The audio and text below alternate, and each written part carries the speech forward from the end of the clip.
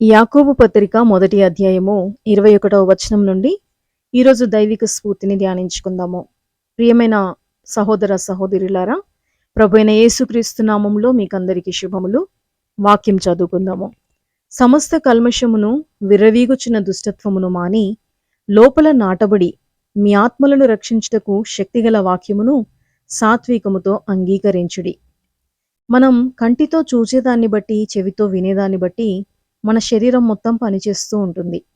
మనం చూసింది ఏంటి, మనం విన్నది ఏంటి అనేది గ్రహించి మన చేతులు పనిచేస్తాయి. మనము ఎక్కడికైనా వెళ్ళాలన్నా, ఏదైనా చేయాలన్నా వీటి సహాయంతోనే మన మెదడు పనితీరు అనేది ఆధారపడి ఉంటుంది. కళ్ళు పని చేయకపోతే చేయి ద్వారా విని పని చేస్తాము. చెవులు పని చేయకపోతే కళ్ళతో సైగల ద్వారా మనము పని చేసుకుంటూ ఉంటాము. అదే కళ్ళు, చెవులు 2 పని చేయకపోతే ఏ పని చేయలేం మనం. ఒక రకంగా చెప్పాలంటే జీవచ్ఛవంలా బ్రతకాల్సిన పరిస్థితి ఏర్పడుతుంది. అలాగే దేవుని వాక్యము కూడా మనకు కళ్ళు, చెవులు వంటిది. కళ్ళ ద్వారా, చెవుల ద్వారా మాత్రమే మనకు వాక్యం తెలుస్తుంది. మన శరీరంలో ప్రతి భాగము ఒకటి కంటే ఎక్కువే పనులు చేస్తాయని ఇంతకుముందు ఒకరోజు వాక్యంలో మనం ధ్యానించుకున్నాం కదా.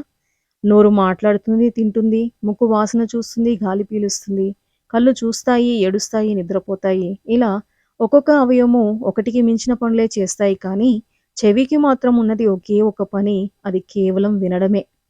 యాకోబు పత్రిక మొదటి అధ్యాయం 22వ వచనంలో, మీరు వినువారు మాత్రమై ఉండి మిమ్మును మీరు మోసపుచ్చుకొనకుండా వాక్య ప్రకారం ప్రవర్తించువారునై ఉండుడని లేఖనంలో వ్రాయబడి ఉంది. వాక్యము విని దాని ప్రకారము నడవని వారు చెవులుండి వినని చెవిటివారితో సమానము. మనిషి ఎంత తినినప్పటికీ అది వంట పట్టకపోతే శరీరంలో ఏదో ఒక జబ్బు ఉంటుంది కదా. అలాగే వాక్యము ఎంత విన్నప్పటికీ మనలో మార్పు రాలేదు అంటే మనలో ఏదో దుష్టశక్తి పనిచేస్తుందనే అర్థము. దయ్యం పట్టిన వారికి వాక్యమన్నా, యేసు ప్రభు అన్నా గిట్టదు. చర్చికి వెళ్ళాలన్నా, బైబిల్ చదవాలన్నా, ప్రార్థన చేయాలన్నా ఆసక్తే ఉండదు. సంఘ కాపర్లను చూసినా, సువార్థికులను చూసినా, అమ్మో వీళ్ళు వాక్యం చెప్తారేమో, కూర్చోబెట్టి ప్రార్థన చేపిస్తారేమో అని దాక్కోవడం, పారిపోవడం లాంటివి చేస్తూ ఉంటాం. సేన అనే అనేక దయ్యాలు పట్టిన వాడొకడు యేసుని చూచి, నాతో నీకేమి, నన్ను బాధపరచుకుము అని చెప్పడం మనం చూస్తాము. మనలో అనేకమైన దయ్యములు ఉండటం వలన వాక్యం అంటే మనకు అలర్జీ. టీవీ చూడడం, సీరియల్స్, సినిమాలు, యూట్యూబ్, వాట్సాప్, ఫేస్బుక్, ఇన్స్టాగ్రాము ఇలాంటి వాటివి వాడడానికి చాలా ఆసక్తి. వీటిపై చూపించినంత ఆసక్తి దేవుని వాక్యం మీద మనకు ఉండనే ఉండదు. ధ్యానం చేయడానికి ఒప్పుకోము. మనలో ఉన్న దయ్యాల్ని మనము మరులు కొల్పి వాక్యం వైపు మన దృష్టి మరల్చకుండా అవి మనల్ని లోపరుచుకొని మనల్ని ఏలుబడి చేస్తూ ఉన్నాయి.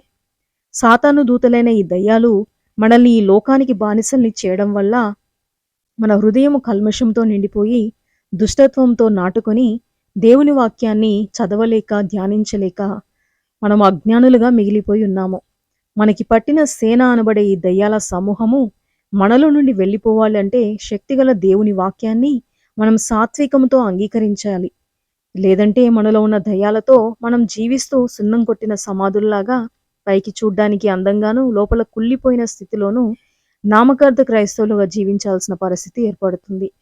సాతాను ఆత్మ మీలో ఉన్నదా లేదా అని మనం పరీక్షించుకోవాలి. క్రైస్తవులుగా పుట్టినప్పటికీ దేవుడన్నా, దేవుని పనులన్నా ఆసక్తి లేకపోవడం, దేవుని గురించి ఆలోచించలేకపోవడం, ఈ లోక సంబంధమైన జీవితాన్నే ఎక్కువగా ప్రేమించడం, ఇవన్నీ దయ్యపు లక్షణాలే కదా.